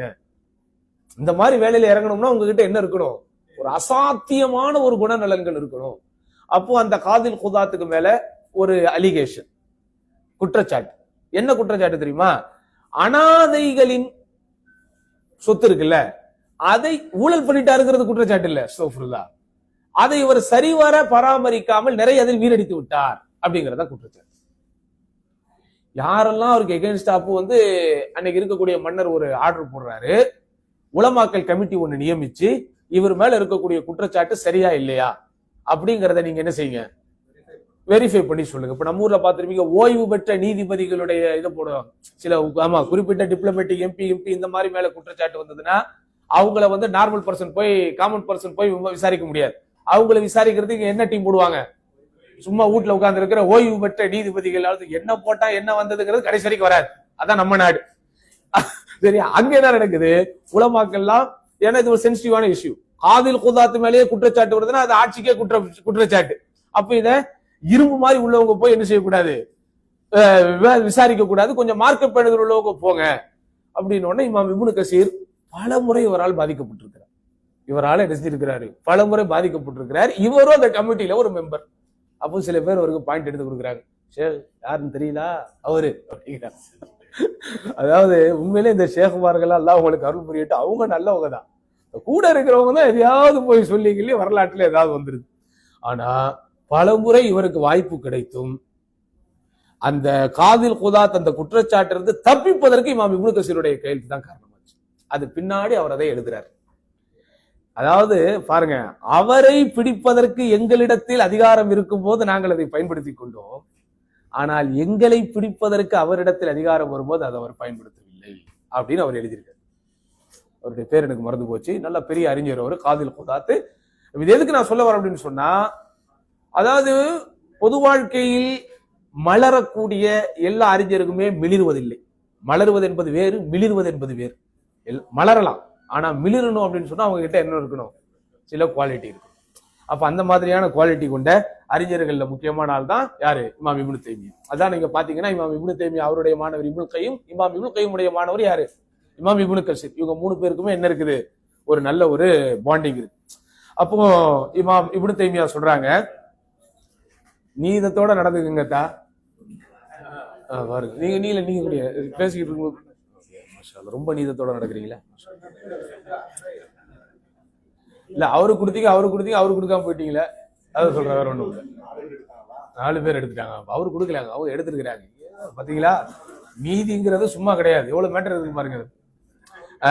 அப்ப இமாம் இப்னு தைமியா என்னத்த சொல்றாங்க, இத வந்துட்டோம் தா, 10 நிமிஷத்துல முடிச்சிரும். ஹாதா வ அன ஃபீ ஸாஅத்தி ஸத்ரி லிமன் யுகாலிஃபுனி. எனக்கு மாற்றம் சொல்பவர்கள், எனக்கு மாற்று கருத்து சொல்பவர்கள் யாராக இருந்தாலும் அவங்க கிட்ட நான் எப்படி இருப்பேன், திறந்த மனதோடு தான் இருப்பேன். فإنه وإن تعدى حدود الله في بتكفير أو تفسيق أو افتراء أو عصبية جاهلية فأنا لا أتعدى حدود الله. அதாவது என் மீது அவர்கள் வரம்பு மீறினாலும், எப்படிலாம் வரம்பு மீறி இருக்கிறாங்க, இப்னு தைமியா ஒரு காஃபிர் நவுது பில்லாஹ் இப்படிதான் சொல்லி இருக்கிறாங்க. என்னை அவர்கள் தக்ஃபீர் செய்தோ, என்னை தப்சீக் செய்தோ. தக்ஃபீர்னா காஃபிர் என்று தீர்ப்பளிப்பது, தப்சீக் என்றால் பாவி என்று தீர்ப்பளிப்பது. அல்லது என் மீது எந்த இட்டுக்கட்டுதல்களை சொல்லி இருந்தாலும் சரி, என் மீது அறியாமை கால இனவெறி அவர் மீது இருக்கிறது என்று எவ்வளவு குற்றச்சாட்டுகள் என் மீது சொன்னாலும் நான் அவர்கள் மீது அல்லாஹ்வுடைய வரம்புகளை ஒரு காலம் என்ன செய்ய மாட்டேன், மீற மாட்டேன். நான் அதுபுத்துஹு என்றால் என்னுடைய நப்சை அடக்கிக் கொள்வேன். அந்த மீசானில் அதில், நீதி என்கிற தராசை கொண்டுதான் எல்லாவற்றையும் நான் எடை போடுவேன் அப்படின்னு இமாம் இப்னு தைமியா ரஹிமஹுல்லாஹ் அவங்க சொல்லக்கூடிய அந்த விஷயத்தையும் இமாம் அவர்கள் கொண்டு வராங்க. அதே போன்று இமாம் தஹபி அவங்களும் ஒரு மிகப்பெரிய முஃபஸிர், மிகப்பெரிய குர்ஆன் விரிவுரையாளர். அவங்களும் இந்த மாதிரியான விஷயங்கள்ல நிறைய விளக்கங்களை சொல்லியிருக்கிறாங்க. அதுல குறிப்பா அபு சஹல் ஸஅலூகி அப்படிங்கிறவர்கிட்ட அபு பக்கர் அல் கஃபால் அப்படிங்கிறவருடைய தப்சீரை பற்றி கேட்கப்படுகிறது. அப்போ கத்தஸஹு மின் வஜ்ஹ் தன்னஸஹு மின் வஜ்ஹ், ஒரு கோணத்தில் அவர் சரி என்கிறார், இன்னொரு கோணத்தில் அவரை பிழை என்கிறார். அது எப்படி ஒரே நபரை பத்தி ஒரு கோணத்தில் சரி என்றும் ஒரு கோணத்தில் பிழை என்றும் சொல்ல முடியும்? இந்த விஷயத்தில் அவர் சரி செய்திருக்கிறார் அதனால் அவர் சரி, இந்த விஷயத்தில் அவர் பிழை செய்திருக்கிறார் அதனால் பிழை. இது எதுக்கு ஷேக் கொண்டு வராங்கன்னா, அந்த முன்னோர்களிடத்தில் அந்த இன்சாஃப், அந்த நீதியாக நடந்து கொள்ளக்கூடிய அந்த குவாலிட்டி எப்படி இருந்திருக்கு. ஒரு குறிப்பிட்ட நபர்கிட்ட போய் அவரை பத்தி உங்களுக்கு கருத்து சொல்லுங்கன்னு கேட்கும்போது கத்தஸஹு மின் வஜ்ஹின் வ தன்னஸஹு மின் வஜ்ஹின், ஒரு கோணத்தில் அவரை சரி என்கிறார், இன்னொரு கோணத்தில் அவரை தவறு என்கிறார். அப்ப இதெல்லாம் ஷேக் ஆதாரமா கொண்டு வராங்க. நம்ம எதிர்த்தரப்பு கருத்துக்களுக்கு மறுப்பு சொல்லும் போது அந்த நீதி கொள்ளக்கூடிய விஷயத்துல நம்ம ரொம்ப கவனமாக இருக்க வேண்டும் அப்படின்னு. அதே போன்று ஷேக் அவர்கள் இன்னும் சில விஷயங்களை சொல்றாங்க. நீதியாக நடப்பது என்பது அவ்வளவு எளிதாக முடியாது. அந்த நீதியை விட்டு மக்களை திசை திருப்பக்கூடிய விஷயங்கள் நிறைய இருக்கும். அதுல என்னன்னு பாத்தீங்கன்னா, பொதுவாகவே மனிதன் தலூமுன் ஜஹூல், அது குர்ஆன்ல வர மாதிரி, இன்னஹு கான தலூமன் ஜஹூலா, தனக்குத்தானே அநியாயம் செய்யக்கூடியவனாகவும் தனக்குத்தானே அறியாமையில் இருக்கக்கூடியவனாகவும் இருப்பான். அப்ப மனிதனுடைய நேச்சர் என்னன்னு பாத்தீங்கன்னா என்னதான், அடுத்தவங்களை குறை சொல்றதுதான். அப்ப பிறக்கிற குழந்தைகள் எல்லாமே இஸ்லாத்தின் மீது பிறக்கிறது, அது குழந்தையா இருக்கிற வரைக்கும் தான். அதான் அவங்க வளர்ந்ததுக்கு அப்புறம் எல்லாம் தெரிஞ்சுக்கிறாங்களே. பாருங்க குர்ஆனுடைய வசனங்களை எப்படி நம்ம புரிஞ்சுக்கணும் அப்படின்னு. இன்னஹு கான தலூமன் ஜஹூலான்னு சொல்லும்போது இன்சான், அங்க என்ன வருது, யூலது குல்லு மௌலூத், மௌலூத் வேற இன்சான் வேற. மௌலூத் யாரு, குழந்தை. இன்சான்னா யாரு, சூது வாது கள்ளம் கபடம் எல்லாம் தெரிந்த மனிதன். அவன் மௌலூதாக இருக்கிற வரைக்கும் தான் இயற்கை. இன்சானாக மாறிவிட்டால் செயற்கை. மௌலூதாக இருக்கும் போது அவன் செயற்கையை கத்துக்கணும், இன்சானாக மாறிட்டா இயற்கையை கத்துக்கணும். ஏன், செயற்கை ஆல்ரெடி அவங்ககிட்ட இருக்கும். வளர வளர அவனுக்கு பொய் சொல்வது தெரியும், ஏமாத்துறது தெரியும், என்ன நடிக்கிறது தெரியும், எல்லாம் தெரியும். அப்ப இயற்கையை அவங்க என்ன செய்யணும், கத்துக்கணும். இயற்கையாக அவர்கள் நடப்பதற்கு பயிற்சி வேணும். குழந்தைகளா இருக்கிறவங்க செயற்கையாக நடப்பதற்கு பயிற்சி வேணும். அப்ப மனுஷன் எப்போ வளர்ந்துட்டானோ ஆட்டோமேட்டிக்கா இந்த உலகம் அவனுக்கு எல்லாத்தையும் கத்து கொடுத்துரும். அதனால நீதியாக நடக்கிறதுங்கிறது அவ்வளவு சீக்கிரம் முடியாது, ரொம்ப நம்ம கவனமாக இருக்க வேண்டும் அப்படிங்கிற விஷயத்தை என்ன செய்யறாங்க ஷேக் அவர்கள் நமக்கு சொல்றாங்க. அதே போன்ற சகோதரர்களே, ரொம்ப ஒரு மனோதத்துவ ரீதியாக ஒரு விஷயத்தை சொல்றாங்க. மனோதத்துவ ரீதியாக வடையெல்லாம் சாப்பிடலாமா? என்ன சொல்றாங்கன்னா, இமாம் ஷவுகானி ரஹிமஹுல்லா, நோட் பண்ணிக்கங்க, பெரிய அறிஞர்கள் தான் இவங்கெல்லாம். இமாம் ஷவுகானி, சரியா? மனிதனை நீதியாக நடக்க விடாமல் தடுக்கிற 11 காரணங்கள். நீதியாக நடக்க விடாமல் தடுக்கிற 11 காரணங்கள்.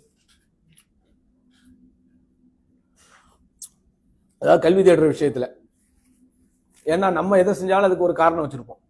இப்ப நீங்க ஒரு டிபார்ட்மெண்ட் மேனேஜர் அப்படின்னா அவங்க கிட்ட ஒருத்தர் பர்மிஷன் கேட்பார், அவருக்கு நீங்க என்ன செஞ்சிருவீங்க? பர்மிஷன் கொடுத்துருவீங்க. இன்னொரு ஆள் வந்து பர்மிஷன் கேட்பார், அப்ப அவர்கிட்ட என்ன செய்ய மாட்டீங்க? நீங்க கொடுக்க மாட்டீங்க. உங்ககிட்ட அதுக்கு ஒரு காரணம் இருக்கும். என்ன காரணம்? அவன் பர்மிஷன் கேட்ட அன்னைக்கு அவன் செக்ஷன்ல இன்னும் 2-3 பேர் இருந்தான், அதனால அவனுக்கு கொடுத்தேன். இவன் கேட்கிற அன்னைக்கு வேற யாரும் இல்ல. உங்ககிட்ட நியாயமான காரணங்கள் இருக்கும். அப்ப அதனால ஒருத்தர் வாழ்க்கையில நடக்கிற ஒரு சம்பவத்தை வச்சு அவர் நீதி தவறிட்டார் அப்படின்னு அடுத்தவங்க சொல்ல முடியாது. எல்லா விஷயங்களையும் கவனிக்கணும். ஆனா கல்வி தேடுற மாணவர்கள், மாற்று கருத்து சொல்பவர்கள், ஆதாரங்களை எடுத்து வைப்பவர்கள் அல்லது ஏற்றுக்கொண்டவர்கள் அப்படின்னு பார்க்கும்போது அதுல ஒரு 11 விஷயங்கள் இருக்குதான் நீதியா நடக்க முடியாமல் இருப்பதற்கு. முதலாவது விஷயம் என்ன? இயல்பிலேயே கல்வி தேடும் மாணவர்கள் வளர்ந்து வரும்போது அவர்கள் ஒரு குறிப்பிட்ட மதுஹபுக்கு, குறிப்பிட்ட ஸ்கூல் ஆஃப் தாட், ஒரு சிந்தனை பள்ளிக்கூடத்திற்கு அவர்கள் வந்து அடிமை அப்படின்னு நம்ம சொல்லக்கூடாது, வேற ஏதாவது ஒரு அர்த்தம், பற்றோடு வந்துடுறாங்க. அடாப்ட், அதாவது அதுல ஒரு பற்று மிக்கவர்களா இயற்கையிலேயே, சரியா? அதுக்கப்புறம் தான் அவங்க பல ஆதாரங்களை படிச்சு மாறணும். பட் அவங்க பேசிக்கா வரும்போது எப்படிதான் வராங்க? ஒரு குறிப்பிட்ட மதுஹபு அல்லது ஒரு குறிப்பிட்ட ஆலிமுக்கு ஆதரவாளர்களாக வராங்க. இப்ப நீங்க கோபர்ல உள்ள தாவா சென்டர் கிளாஸ்லயே கலந்துக்கிட்டு வரீங்க, கோபர்காரங்க அதான் கலந்துக்க போறீங்க. ஜுபைல உள்ளவங்க அங்க உள்ளவங்க தான் கலந்துக்க போறாங்க. நீங்க யார பெரும்பாலும் உங்களுடைய மார்க் விஷயங்களுக்கு அணுகிறீங்க? அஸ்ஹர் மௌலவி தான் அணுகிறீங்க. அப்ப அவரு சொல்றதா நீங்க என்ன செய்வீங்க? ஃபாலோ பண்ணுவீங்க. திடீர்னு உங்களுக்கு டிரான்ஸ்பர் ஆகி அன்புக்கு போறீங்கன்னு வைங்க. உதாரணத்துக்கு அங்க ஒரு தாவா சென்டர் இருக்கும், அங்க ஒரு மௌலவி இருப்பார். அவர் சொல்றது உங்களுக்கு எப்படி தெரியும்? புதுசா இருக்கே அப்படின்னு. மௌலவி கிட்ட ஒரு வாட்டி கேட்டு வெரிஃபை பண்ணிக்குவோம், சரியா? மௌலவி கிட்ட நீங்க கேள்வியை கேட்டா பதில மட்டும் தான் சொல்லுவார். இங்க ஒருத்தர் இப்படி சொல்றாருன்னு சொல்லும் போது அவர் கொஞ்சம் யோசிப்பார். ஆஹா, அங்க ஒருத்தர் சொல்றாருன்னு சொல்லுவோம், கவனமா தான் சொல்லணும். அப்ப அது ஓகே, இது ஓகேங்கிற மாதிரி ஏதாவது சொல்லிட்டு போயிருவார். இவரை சொல்லல, பொதுவா சொல்றேன்.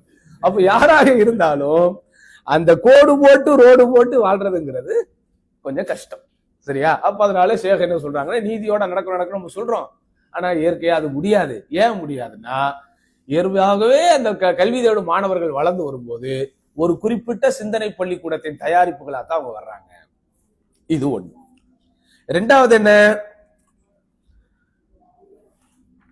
எந்த கருத்துக்கு இவர்கள் சார்பாக ஆதரவாக இருக்கிறார்களோ, எந்த கருத்துக்கு இவர்கள் சார்பாக ஆதரவாக இருக்கிறார்களோ அதே கருத்தில் இவர்களுடைய பிரியமானவர்களும் இருப்பாங்க. அப்போ இந்த கருத்துக்கு நான் மாற்று சொல்றேன் அல்லது மாற்றம் செய்கிறேன் அப்படின்னா அது என்னோட மட்டும் சம்பந்தப்பட்டதல்ல, இது எதோடையும் சம்பந்தப்பட்டது. இன்னும் யாரெல்லாம் நான் அறிஞர்கள் என்று ஏற்றுக்கொண்டிருக்கிறேனோ, யாரெல்லாம் இந்த நிலைப்பாட்டில் இருக்கிறார்களோ அவர்களுக்கும் அது மாற்றமான கருத்து அப்படிங்கிறதுனால அவ்வளவு சீக்கிரம் என்ன செஞ்சிட மாட்டாங்க, இவங்க மக்கள் நீதியாக நடந்து விட முடியாது அப்படிங்கிறாங்க. மூன்றாவது என்ன?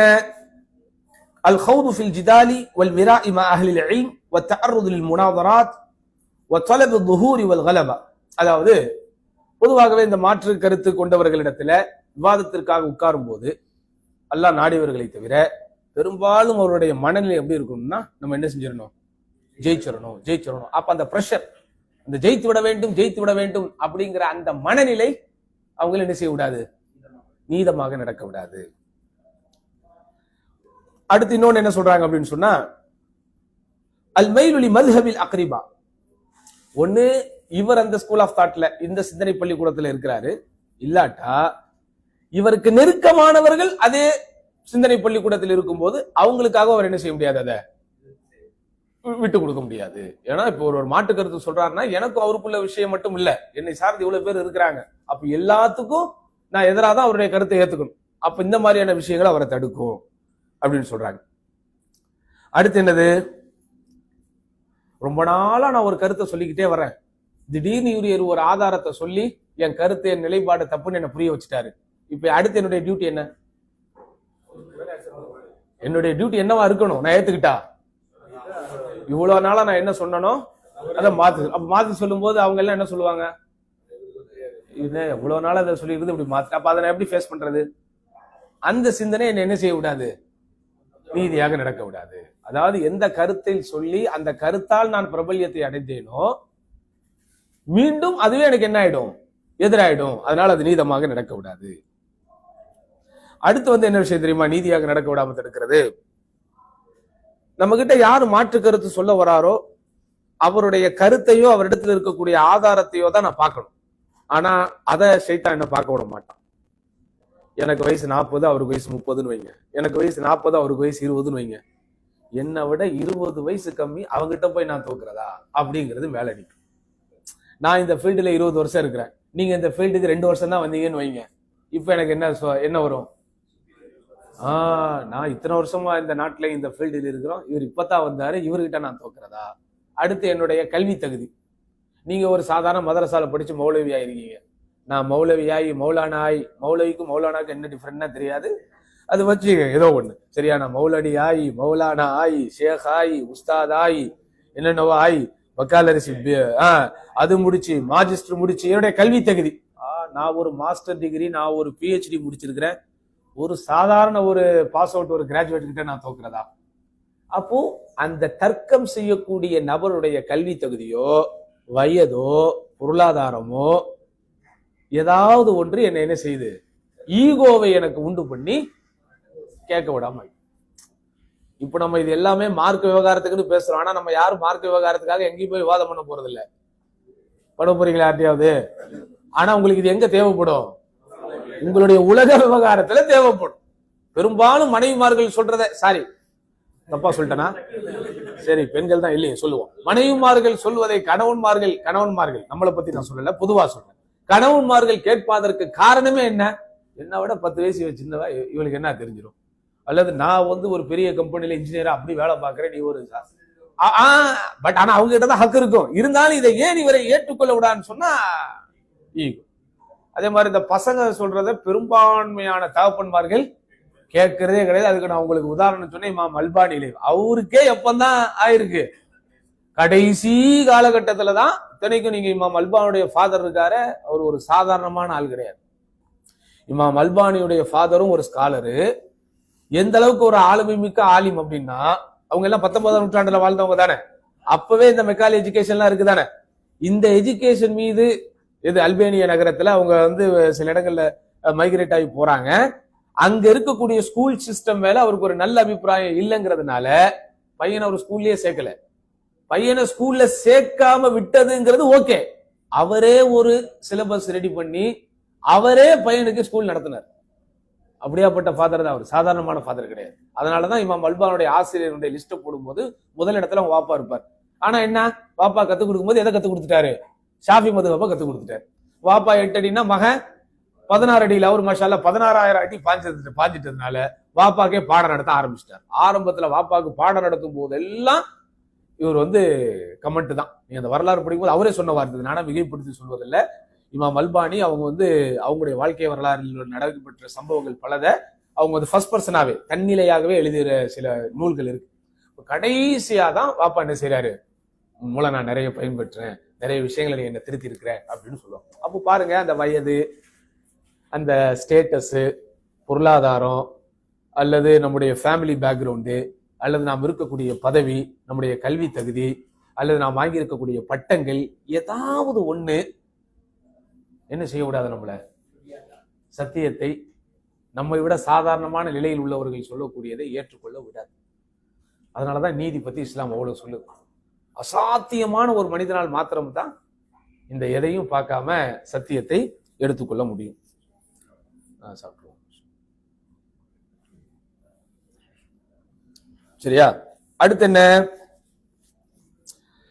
அடுத்து இந்த விவாதம் தர்க்கம் பண்ண போகும்போது இவர்கள் தங்களுக்கென்று ஒரு பாலிசிகளை வைத்திருப்பார்கள். அந்த பாலிசிகளிலிருந்து கடைசி வரைக்கும் மாற மாட்டார்கள். அந்த பாலிசிகள் மாத்திரம்தான் சரி என்று கருதுவார்கள். எப்படி?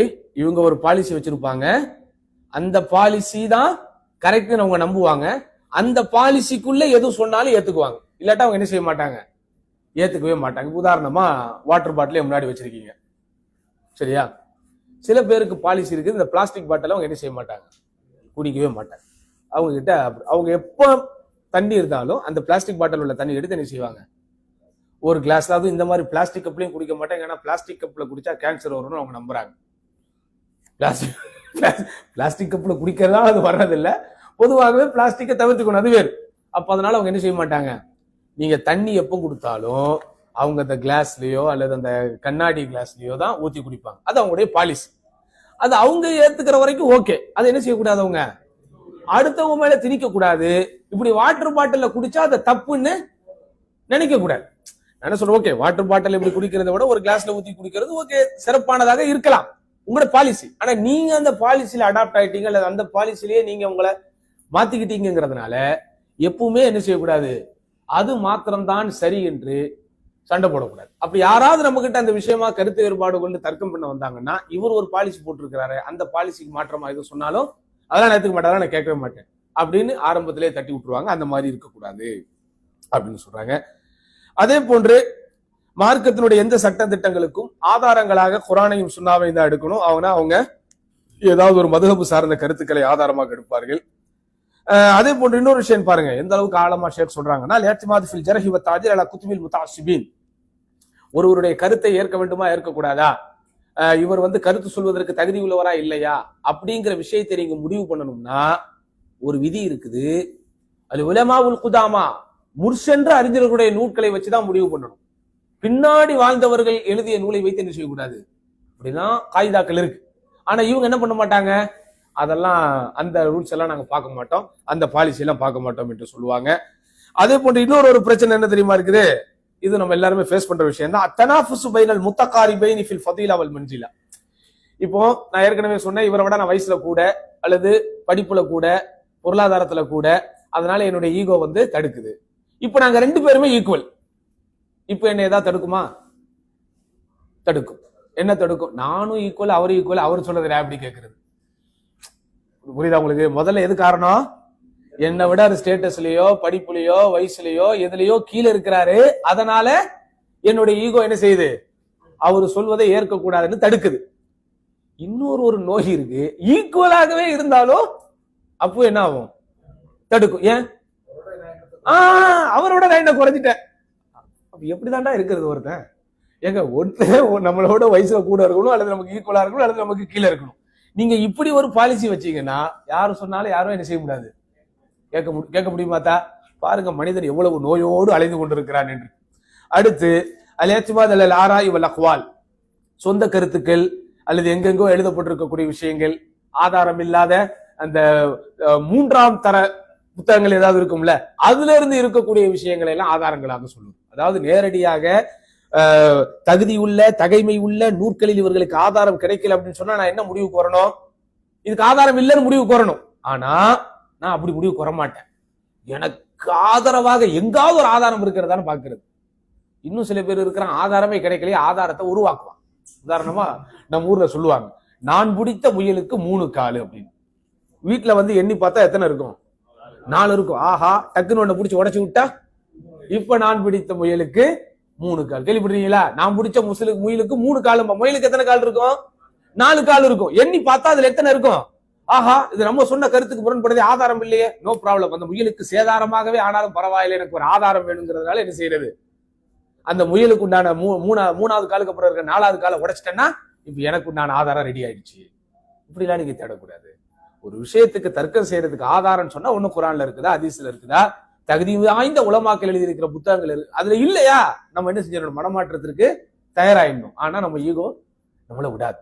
அதெல்லாம் ஒன்றும் பிரச்சனை இல்லை. பலஸ்தீன்ல லெபனான்ல ஒரு எழுத்தாளர் ஒருவர் அந்த பத்திரிகையில் 3வது பக்கத்தில் 30வது பக்கத்தில் எழுதியிருக்கிறார், இதோ பெரிய ஆதாரம் அப்படின்னு. அப்போ ஒரு மனுஷனுடைய நோய், அந்த இயல்பான நோயை அவன் என்ன செய்யாது, நீதியாக இருக்க விடாது. அப்படிங்கிறது விஷயங்கள் எல்லாத்தையும் ஏன் போடுறாங்கன்னா, நீங்க ஒரு தாலிபுல் இல்மாக கல்வி தேடும் மாணவராக தர்க்கம் செய்யக்கூடிய ஒரு சபைக்கு போய்விட்டால் இவைகள் எதுவுமே உங்களை ஆட்படுத்தாத அளவிற்கு நீங்க என்ன செய்யணும், ரொம்ப கண்ட்ரோல்டாக இருக்க வேண்டும் அப்படின்னு ஷேக் அவர்கள் என்ன செய்யறாங்க, இந்த விஷயங்களை சொல்றாங்க. அதே போன்று இந்த ஆதாரங்களை எடுத்து வைக்கும் போது அதுல நம்ம நளினத்தை கடைபிடிக்கணும், மன இச்சைக்கு நம்ம கட்டுப்படக்கூடாது, பேணுதலாக இருக்கணும். அதே போன்று சத்தியம் எந்த வடிவத்தில் வந்தாலும் அதை ஏற்றுக்கொள்ள வேண்டும். நிறவெறி, இனவெறி, மதுஹப் வெறி, அந்த மாதிரியான அந்த வெறிகள் எல்லாத்தையும் நம்ம என்ன செஞ்சிடணும், தவிர்த்திடணும். அதே போன்று நம்முடைய மாற்று கருத்து சொல்ல வரும்போது அதில் நேரடியாக நமக்கு ஆதாரம் இல்லாவிட்டாலும், முழுமையாக நமக்கு அவர் சொல்லக்கூடிய கருத்துக்கு உடன்படாவிட்டாலும், அட்லீஸ்ட் எந்த விஷயத்தில் நம்மை உடன்பட வைக்கக்கூடிய அளவிற்கு அவருக்கு ஆதாரம் இருக்கு அதுக்கு உடன்பட்டுறணும். அதாவது சத்தியத்தை ஏற்றுக்கொள்கிற விஷயத்திலும் சரி, எதிர்க்கிற விஷயத்திலும் சரி, நம்ம எப்படி இருக்கணும்னா ரொம்ப நீதியா இருக்கணும், நியாயமா இருக்கணும். ஒரு விஷயத்த அவர் ஆதாரங்களை வச்சு உறுதிப்படுத்துறாரு, முயற்சி பண்றாரு, அது முழுமையாக என்னை என்ன செய்யவில்லை, என்னை அதை ஏற்றுக்கொள்ள வைக்கக்கூடிய மனப்போக்கத்தை தரல. இருந்தாலும் எவ்வளவு தந்துதோ அதையாவது என்ன செய்யணும், நம்ம எடுத்துக்கொள்ளக்கூடிய அக்செப்ட் பண்ணக்கூடிய அந்த தன்மை இருக்கணும். அதே மாதிரி இன்னும் ஒரே ஒரு விஷயத்த சொல்றாங்க, அதை முடிச்சுக்கும். அதாவது இந்த மறுப்பு சொல்லும் போது அது ஒரு கலை. அந்த கலையில் திறமையான விஷயங்கள் என்ன அப்படின்னு சொன்னா, முதல்ல நீங்கள் ஆரம்பிக்கும் போதே மறுப்பை கொண்டு ஆரம்பிக்காமல் முதல்ல 2 பேர் எதுல உடன்பட்டு இருக்கிறீங்களோ அதை கொண்டு ஆரம்பிங்க. ஒரு குறிப்பிட்ட விஷயம் அதுலதான் உங்களுக்கு மறுப்பு அப்படின்னா, அப்ப உங்களுக்கு இடையில ஒற்றுமையாக இருக்கக்கூடிய சில விஷயங்கள் இருக்கும்ல, இதே நம்ம லைஃப்லயே நம்ம அப்ளை பண்ணோம்னா நிறைய விஷயங்களை தவிர்க்கலாம். குறிப்பா கணவன் மனைவி சண்டைகள் வரும்போது அந்த பிரச்சனைகள் குறித்து தான் பேச வருகிறோம் அப்படின்னு சொன்னாலும் 2 பேரும் உடன்பட்டு இருக்கிற விஷயங்கள் இருக்கும்ல, அதுல என்ன செய்யணுமா, இப்போ பிரியாணிக்கு வெங்காய சம்பல் செய்யணுமா அல்லது கத்திரிக்காய் பச்சடி செய்யணுமாங்கிறதா இப்ப கருத்து வேறுபாடுக்கு காரணம். வா உட்கார், நீ உன் ஆதாரத்தை எல்லாம் கொண்டு வா, நான் ஏன் ஆதாரத்தை எல்லாம் கொண்டு வரேன், வெங்காய சட்னி சாப்பிடுறது நல்லதா கத்திரிக்காய் சட்னி சாப்பிடுறது நல்லதா, நம்ம விவாதம் பண்ணி முடிவெடுக்கலாங்கிறத பேச வந்துட்டீங்கன்னா, முதல்ல 2 பேரும் பிரியாணியில ஒன்னா தானே இருக்கிறீங்க, பிரியாணி செய்யணுங்கிறத ஒன்னா தானே இருக்கிறீங்க, அதை கொண்டு ஆரம்பிங்க, சுமூகமா முடிஞ்சிருங்கிறார் ஷேக். வேற ஒண்ணும் கருத்து வேறுபாடா வராது. அதுல நீ என்ன வேணாலும் செய்யுமா, நீ செய்யறத நான் சாப்பிட்டு போயிருவேன், நீங்க பிரச்சனையே வராது உங்களுக்கு. ஓகேவா? அடுத்த சகோதரர்களே, ஷேக் சொல்ற இன்னொரு விஷயம் இத்திபா சுன்னாமின் குல்லி வஜு, எல்லா இடத்திலும் சுன்னாவை பின்பற்ற வேண்டும். அதே போன்று அசத்தியத்தினுடைய குறைகளை பேசுவதற்கு முன்னால் சத்தியத்தினுடைய தெளிவுகளை பேசணும். அசத்தியத்தினுடைய குறைகளை சொல்லணும், ஆனா அந்த குறைகள் சொல்வதற்கு முன்னாடி எதை சொல்லணும், சத்தியத்தினுடைய தெளிவுகள் சொல்லணும். அடுத்து ரொம்ப முக்கியம், நம்ம எல்லாருக்கும் சொல்ல வேண்டியது லா துதஹிமு ஷுபஹா, குற்றச்சாட்டை கனமாக்கி விடாதே. குற்றச்சாட்டை என்ன செய்யக்கூடாது, கனமாக்க கூடாது. அப்படிதானா? அவன் என்ன உதாரணமா நம்மள ஒரு எடுத்தறிஞ்சு பேசுறான்னு வைங்களேன், நான் வரையான்னு கேட்டேன், வரமாட்டேன்ட்டான், அதுதான் சொல்லணும், வரமாட்டேன்னு சொல்லிட்டான் அப்படின்னா, வரமாட்டேன்னு தானே சொன்னான், வரமாட்டேன், அப்ப வரமாட்டேங்கிற வார்த்தை தான், ஆனா அதை நம்ம சொல்ற விதம் என்ன செய்யுது,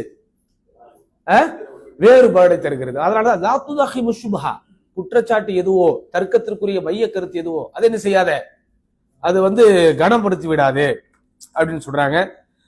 அதே போன்று ஆதாரங்களை எடுத்து வைக்கும் போது அந்த வாதி பிரதிவாதி எடுத்து வைப்பவன் எந்த இடத்தில் பலவீனமாக இருக்கிறானோ அதை பயன்படுத்தி கொள்ளாது. வாதங்களை எடுத்து வைக்கும் போது அவனுக்கு அந்த வார்த்தைகள் சொல்ற விஷயமோ அந்த தடுமாற்றங்களோ ஏதாவது வந்தா அதை நீ என்ன செஞ்சிடாத, பயன்படுத்திக்காத. அவனுடைய பலவீனத்தோடு விளையாடாது, உன்னிடத்தில் இருக்கிற பலத்தை கொண்டு விளையாடு. ரொம்ப முக்கியமான விஷயம். நம்ம தர்க்கம் பண்ணும்போது, விவாதம் பண்ணும்போது என்கிட்ட இருக்கக்கூடிய ஆதாரங்கள் தான் பலமா இருக்கணுமே தவிர அவனிடத்தில் இருக்கிற குறைபாடு, பலவீனம் எப்படி இருக்கக்கூடாது, என்னுடைய பலமாக மாறிவிடக்கூடாது அப்படிங்கிற விஷயத்தெல்லாம் ஷேக் அவர்கள் சொல்றாங்க. இதுதான் இது எல்லாமே மாஷா அல்லாஹ். இவ்வளவு நேரம் நாம் படித்த இந்த விஷயங்களில் இருந்து குர்ஆனிலும் சுன்னாவிலும் என்னென்ன விஷயங்கள் எல்லாம் சொல்லப்பட்டிருக்கிறது அப்படிங்கிறத ஷேக் சொல்லி இறுதியாக அதாவது ஒவ்வொரு விஷயத்தையும் மீறுவதனால் ஏற்படக்கூடிய பாதிப்புகளையும் சொல்றாங்க. அது ஏற்கனவே நம்ம வகுப்புகளே நம்ம என்ன செஞ்சிட்டோம், அந்த விஷயங்களையும் நம்ம சேர்த்து பார்த்துட்டோம். அப்ப அந்த வகையில் சகோதரர்களே, இப்போது நாம் படித்த இந்த புத்தகம் நமக்கு சொல்லக்கூடிய அந்த கருத்துங்கிறது ரொம்ப முக்கியமான கருத்து. எந்த விஷயத்தை நாம் தர்க்கம் சொல்லுகிறோம், தர்க்கம் செய்ய போகிறோமோ அல்லது கருத்து வேறுபாடு கொள்ளுகிறோமோ, அந்த கருத்து வேறுபாடு கொள்ளுகிற விஷயம் உண்மையிலே தகுதியுள்ள விஷயம் தானாங்கிறது முடிவுக்கு வரணும். அதே போன்று எதிராளி எந்த விஷயத்தில் மாறுபடுகிறாரோ அந்த விஷயமும் நமக்கு தெரிய வேண்டும். அதற்கு எதிர்கருத்தாக நாம் வலு சேர்க்கும் விதத்திலே சொல்லக்கூடிய வாதங்கள் என்னவாக இருக்க போகிறது, அந்த விஷயத்தில் நமக்கு அறிவு இருக்கணும். நம்ம என்னதான் முழு தயாரிப்போடு போனாலும் எதிராளி சொல்லுகிற விஷயத்தில் நியாயம் இருக்கிறது என்ற நம்முடைய உள்மனம் உணர்ந்தால் நம்ம என்ன செய்யணும், அதை ஏற்றுக்கொள்ள வேண்டும். அதே போன்று எதிராளிக்கு எப்படி தகுதி இருக்கிறதோ அதே போன்று மறுப்பு சொல்லுகிற நமக்கும் அந்த துறை சார்ந்த அறிவு போன்ற அந்த தகுதிகளும் இருக்கணும்.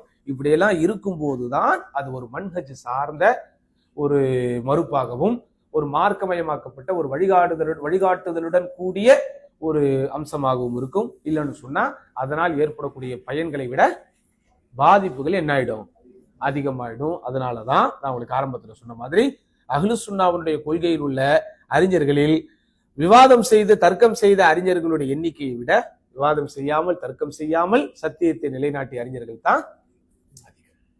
சரிதானா? அல்ஹம்துலில்லாஹ், அது ஒரு பயனுள்ள வகுப்பாக இருக்கும்னு நம்ம நம்புறோம். அல்ஹம்துலில்லாஹ், இது ஒரு உண்மையிலேயே ஒரு சிறந்த வகுப்பு. இந்த மாதிரி புத்தகத்தின் அடிப்படையில் வைத்து நாம் சில விஷயங்களை அல்ஹம்துலில்லாஹ் நம்ம அறிந்து கொள்ளும் போது 2 பயன்கள் வருது. ஒண்ணு, நம்முடைய கல்வி பாதுகாக்கப்படுது. இன்னொன்னு, துறை சார்ந்த நிபுணத்துவத்தை இதன் மூலம் நாம் தெரிந்து கொள்வோம். ஏன்னா இப்ப இவங்க இந்த நூல் எல்லாம் எழுதுறாங்கன்னா பல நூல்களை படித்து பார்த்து ஆய்வு செய்து ஆதாரங்களை திரட்டி தான் அவங்க தொகுக்கிறாங்கன்னும் போது இது ஒரு பயனுள்ள விஷயங்களாக இருக்கிறது. அல்ஹம்துலில்லாஹ், இப்போது நாம் இறுதி கட்டத்துக்கு வந்துட்டோம். ஒரு 10 நிமிஷம் இருக்குது. இந்த 10 நிமிடத்தில் இங்க வந்திருக்கக்கூடிய சகோதரர்களில் இவ்வளவு நேரம் நம்ம என்ன படிச்சோம், என்ன பார்த்தோம், அதுல என்ன பயன் பெற்றோம் அப்படிங்கிறத கோர்வையா யாராவது சொல்றீங்களா? فضل يا شيخنا. نشرب الشاي والله.